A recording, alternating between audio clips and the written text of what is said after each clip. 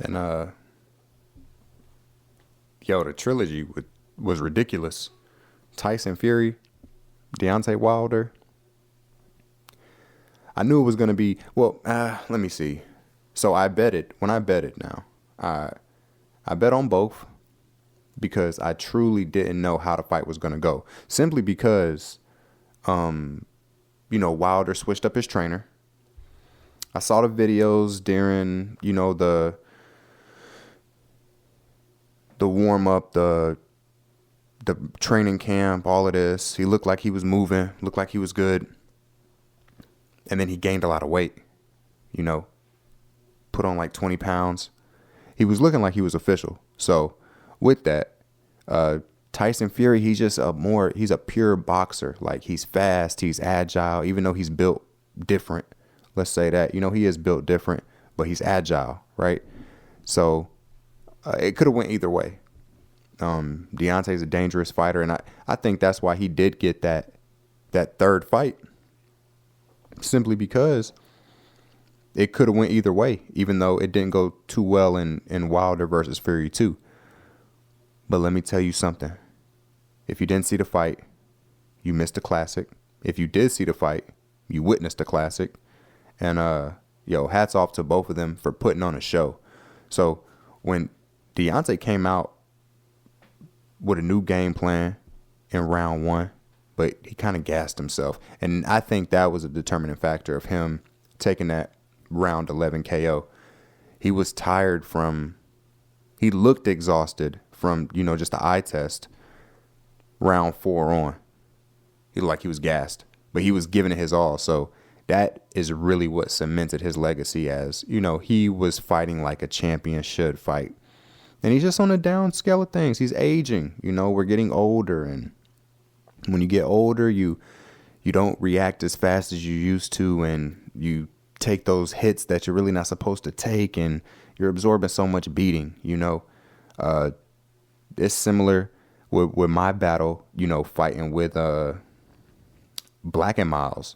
Man, I was trying to quit Black and Miles forever. It felt like, and it took me probably a good 2 years to 28 months to really kick it.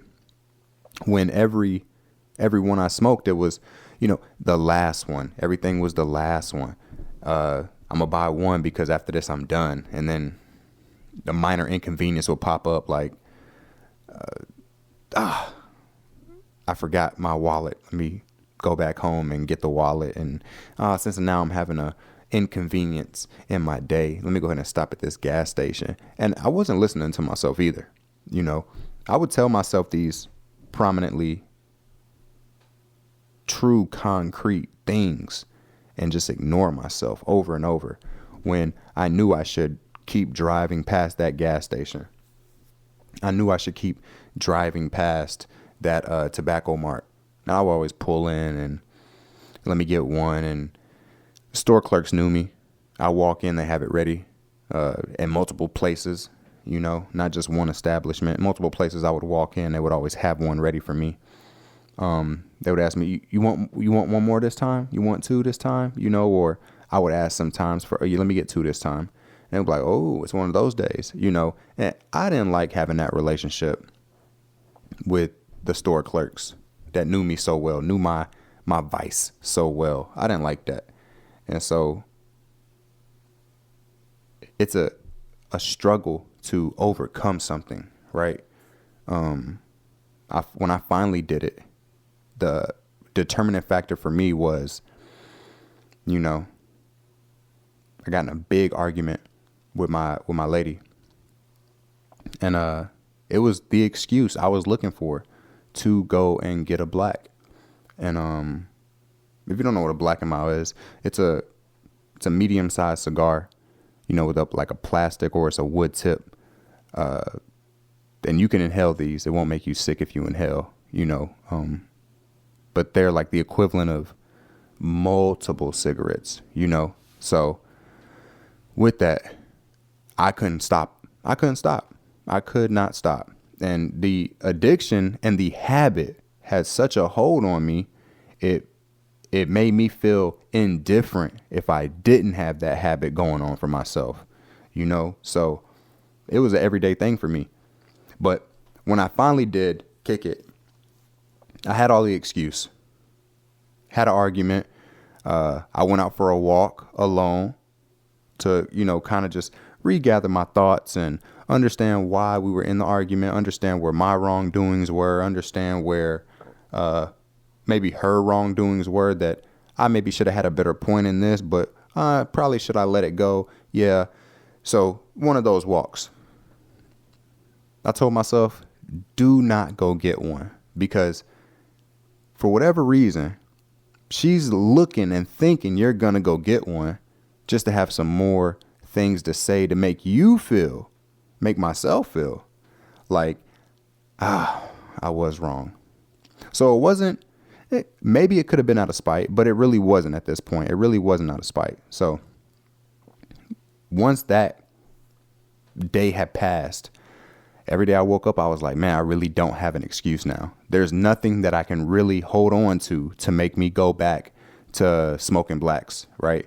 And it's been that way. And I'm very proud to not smell like tobacco. And that was the thing. That was really one of the biggest things that I hated, was the smell of it. I remember telling myself, I wish it did not have a stench like it does, because you really couldn't get rid of it, because it masked anything.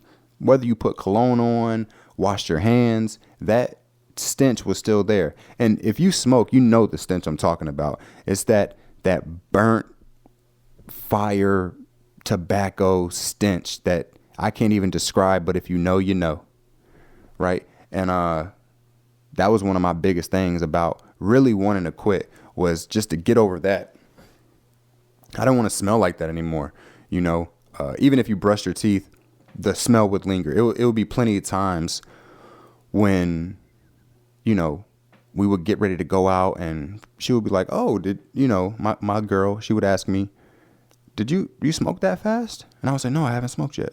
I smoked earlier, but, I've showered and I got lotion and cologne on. She was like, oh, I still smell a little bit of it. And I would be like, man, I always hear this from her. And I'm like showering. If you guys have ever seen that, it's a video. You can even Google it. You just put rat bathing himself. And it's like it looks like a nutria-rat. It's a marsupial, or maybe it's a rodent. Who knows? But he's pretty big. But he's literally, lathering soap on his body. And I used to be getting it way, way, way more in depth than he would. Just to get this smell off, and it wouldn't come off, And so breaking off of that, overcoming that, it gave me a new set of confidence, right? And then I read this book called Atomic Habits. It's by James Clear. It's a New York Times bestseller.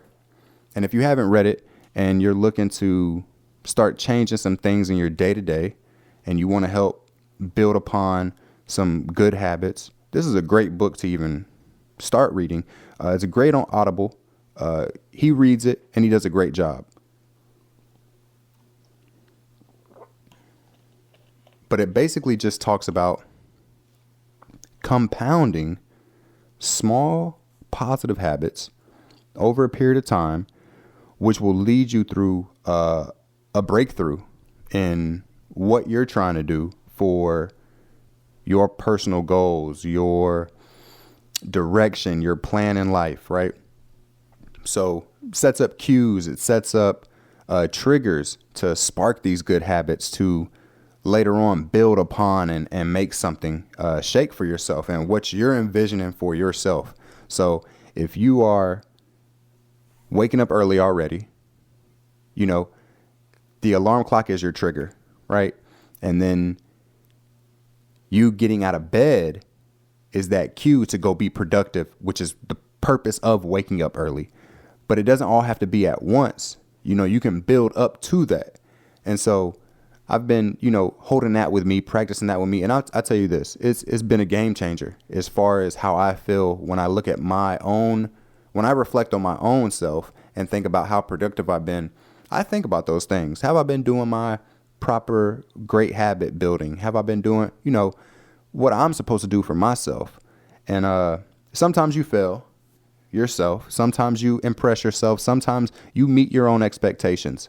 Sometimes you exceed those expectations.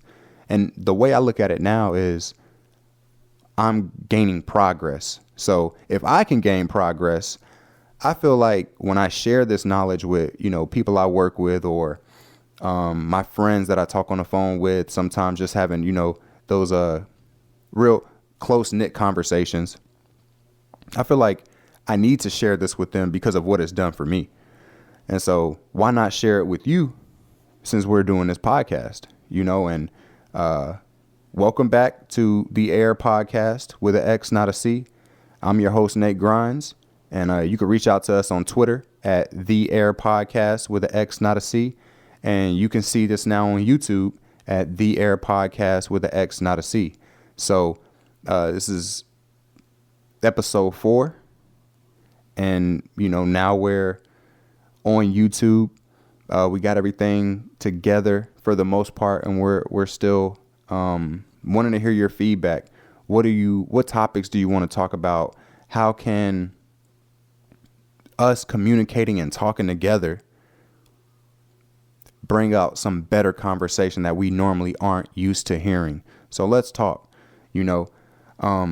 Speaking of talk, me and my woman was talking about, and I don't want to say my woman to be possessive or anything. I'm from the South, so it's just kind of our dialect, if you will. But me and my significant other, who means so much to me and who is an equal in my life, so don't get it twisted. She is everything to me, equally viewed by me, and I hope I'm equally viewed by her, and I know I am, because we have those talks, we have those deep conversations. And are you communicating properly with your significant other? And I really mean communicating. I think it's a misunderstood definition of communication is key, where it's kind of a blurred line with what to communicate, what not to communicate, what's the right thing to say, what's the wrong thing to say. And I say it all. Say it all. Really be transparent. Those selfish, surface level talks and communications, I don't think it really does the relationship any good. And I think that's why it's such a easy out when you're done with a person. Oh, they didn't communicate the right way. Oh, this, oh, that. And I really feel like if you really like somebody, if you really for that person, you're going to talk it out. And when you do talk it out, it shouldn't be a draining conversation. It shouldn't drain you to go in the depths of what's bothering you. It shouldn't drain you to go in the depths of what's bothering them and trying to compromise and make it work.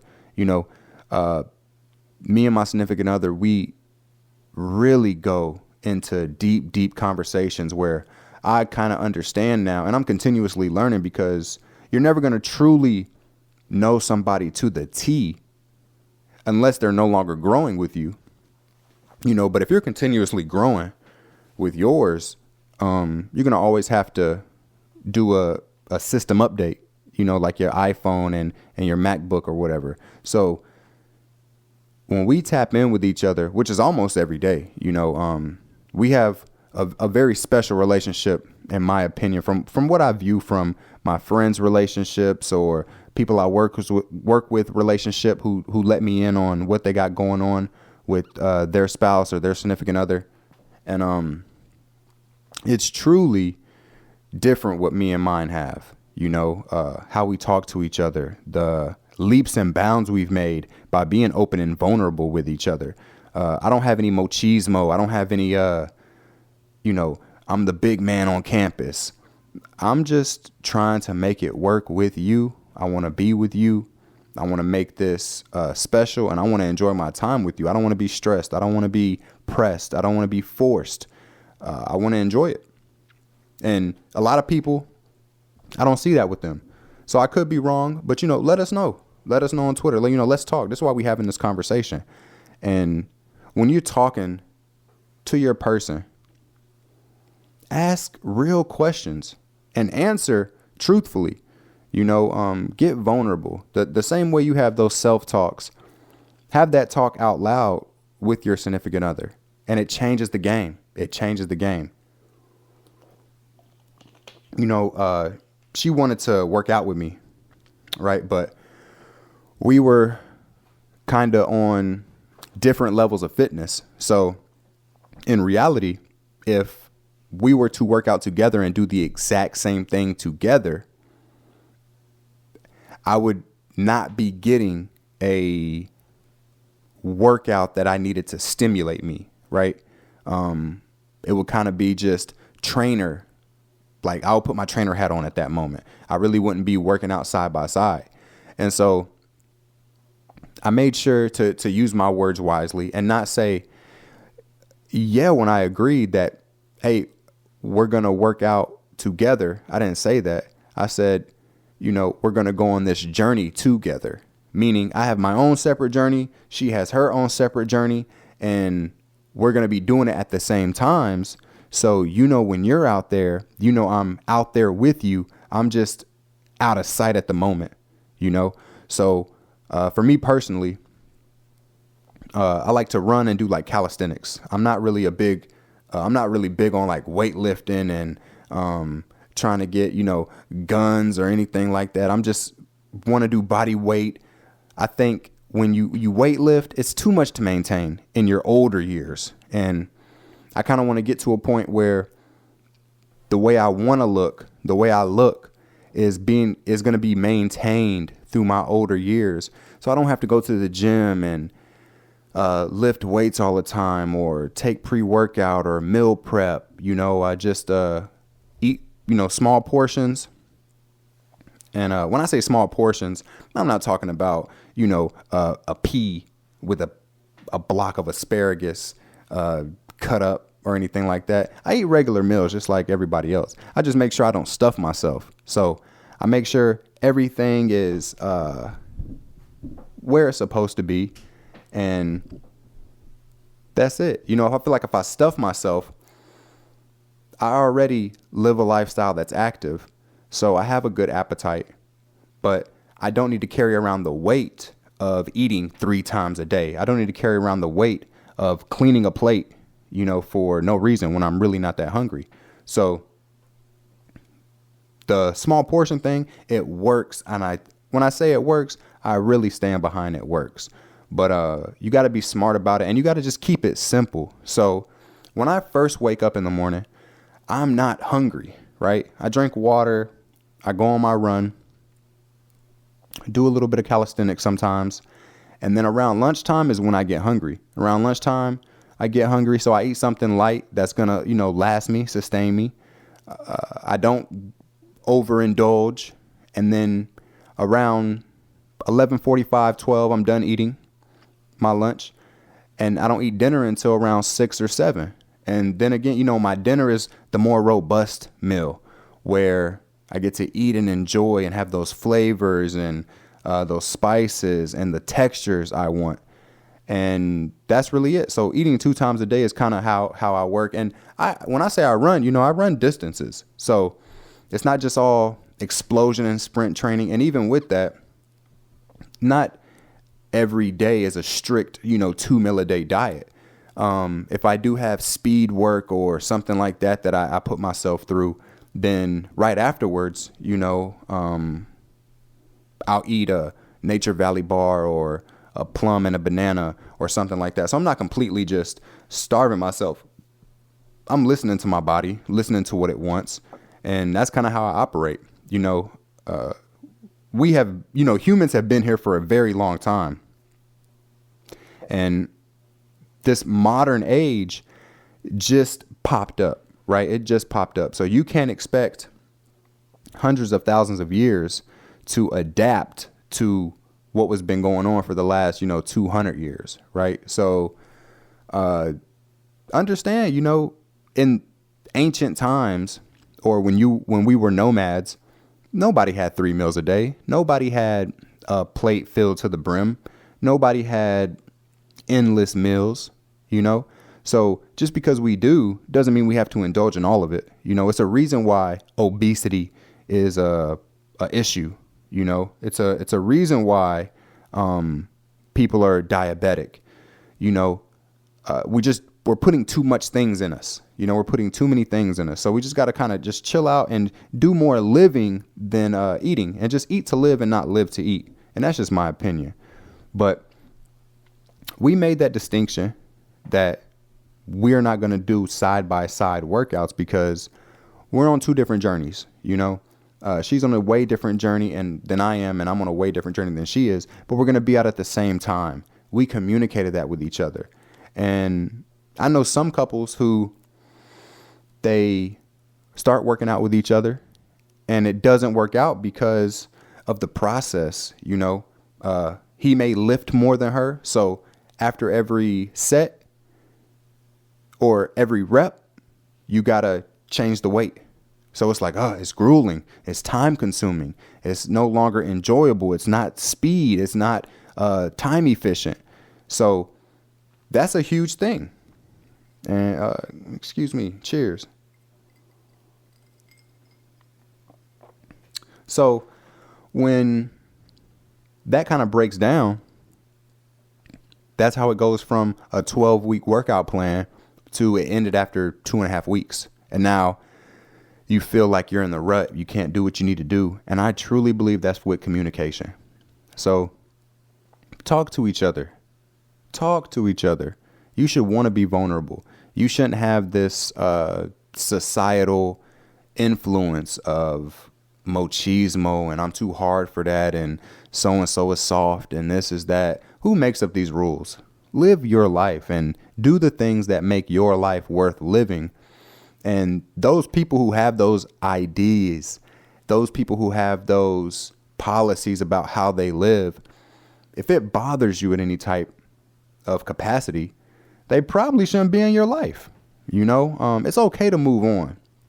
It's okay to grow apart. It's okay to grow into yourself, you know, and let us know what you think, you know, on Twitter at The Air Podcast with an X, not a C. And come see us at YouTube now at The Air Podcast with an X, not a C. I'm your host, Nate Grimes, and I'll talk to you soon. Peace.